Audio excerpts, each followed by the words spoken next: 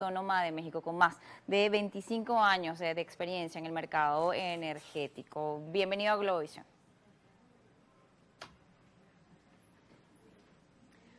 Buenas tardes, ¿nos escucha a esta hora?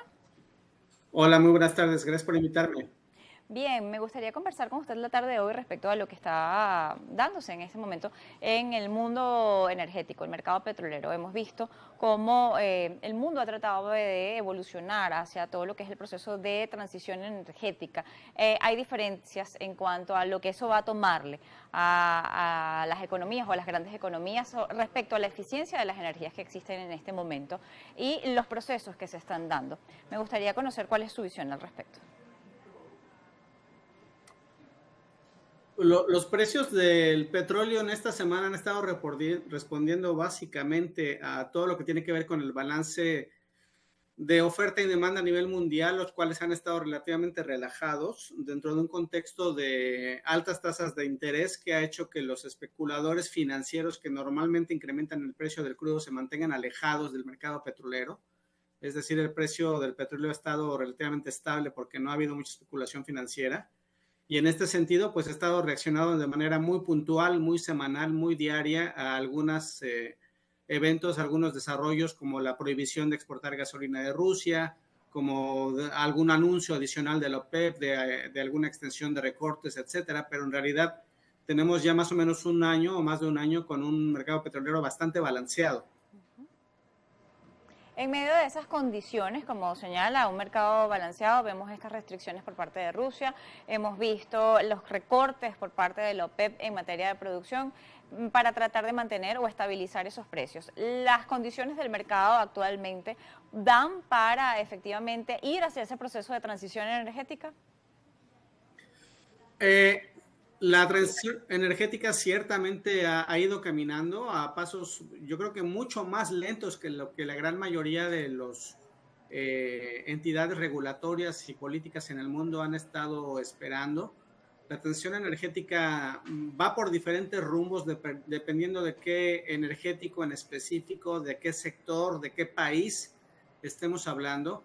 Definitivamente en Europa y en los Estados Unidos ha habido mucho apoyo desde el punto de vista regulatorio y gubernamental, con grandes subsidios, con grandes bolsas de cientos de millones de dólares para incentivar producción de gas natural, de energía solar, de energías renovables, de energías que tienen que ver con vehículos eléctricos, etcétera. Sin embargo, mientras no haya un gran desempeño en la producción o una reducción en los costos, va a ser complicada que la transición energética avance a pasos más grandes. Me gustaría consultarle la visión que tiene de casos como ExxonMobil y Chevron en lo que es la región de Guyana, efectos efectivamente que puedan tener el hecho de la adquisición por parte de Chevron de Hess y de ese bloque que tiene allí en Guyana. Bueno, la apuesta que hizo desde hace varios años Exxon en Guyana le dio bastantes resultados gracias al descubrimiento que hicieron y al gran éxito que ha habido en la producción de petróleo. Están ya produciendo cerca de 500,000 barriles por día, lo cual es una monstruosidad. Y se espera que tal vez para el 2027-28 estén produciendo arriba de 1.2 millones de barriles por día. Guyana en sí va a estar muy probablemente reevaluando los términos de contratos fiscales, incrementando su participación y aumentando la participación de ingresos para el gobierno. Entonces, tanto ExxonMobil como Chevron, como participantes adicionales que quieran llegar al mercado de Guyana de aquí a los siguientes meses y años, van a tener que aceptar condiciones contractuales más benéficas para la población o para el gobierno de Guyana, pero aún así es de las pocas oportunidades reales de inversión y de resultados que da el sector petrolero en la actualidad, fuera de Arabia Saudita o de otros países de Medio Oriente. Efectivamente, el hecho de que las normas que en este momento no están completamente establecidas ni claras dentro de Guyana para lo que es la producción y que puedan tener retribución para el pueblo guyanés, en este caso me gustaría consultarle respecto a lo que tiene además que ver con la condición limítrofe, con el caso de Venezuela y ese territorio en disputa que está allí. ¿Puede eso afectar lo que tiene que ver con el proyecto que allí se tiene y con la extracción de crudo que hay allí, además de las posibilidades de extracción de gas?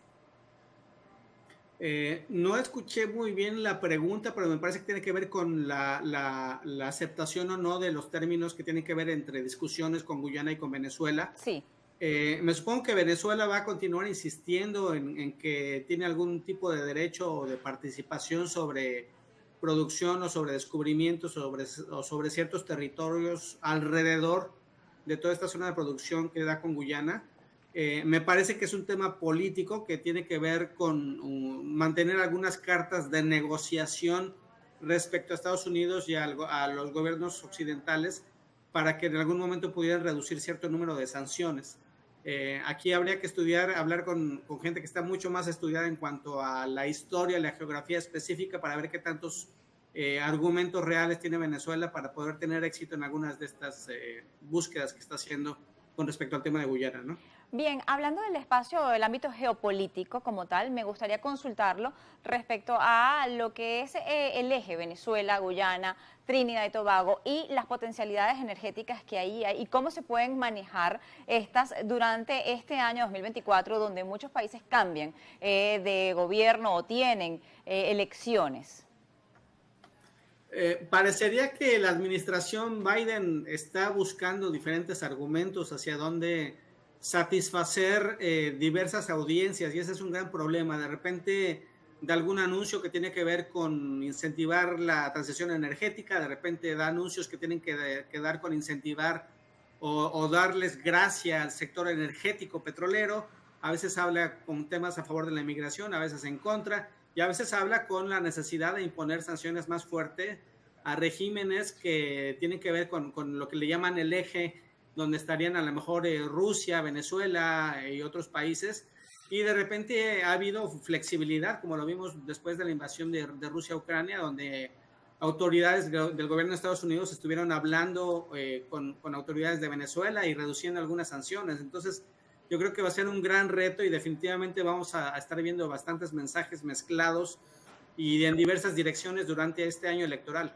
Efectivamente, vemos a Rusia a partir del 1 de marzo restringiendo la exportación de gasolina, vemos a Qatar con el caso del gas y a Estados Unidos restringiendo la exportación de diésel. ¿Qué efectos y qué puede generar esto dentro del mercado? Las exportaciones de gasolina de Rusia son realmente muy pequeñas, son como unos 100,000 barriles por día dentro del contexto de los 5 millones de barriles por día de petróleo crudo que exporta. Es un número muy pequeño y normalmente las exportaciones de gasolina rusa llegarían a repúblicas en África o a las inmediatas de Euroasia como Uzbekistán, Kazajistán. Por la calidad de la gasolina rusa que se exporta, realmente nunca han llegado a Europa y no crean un gran problema en el balance del Atlántico. Entonces, no esperaríamos que pudiera tener un efecto más grande. Ciertamente, al interior de Rusia van a tener un efecto positivo para la población, porque mientras más oferta haya doméstica dentro de Rusia, menos en potencial menos precios altos va a haber, y esto le da puntos políticos al régimen actual con unas elecciones que vienen para el mes de marzo. Bien, le agradezco habernos atendido la tarde de hoy en Noticias Globovisión Economía. Jaime Brito, director de consultoría Udvanti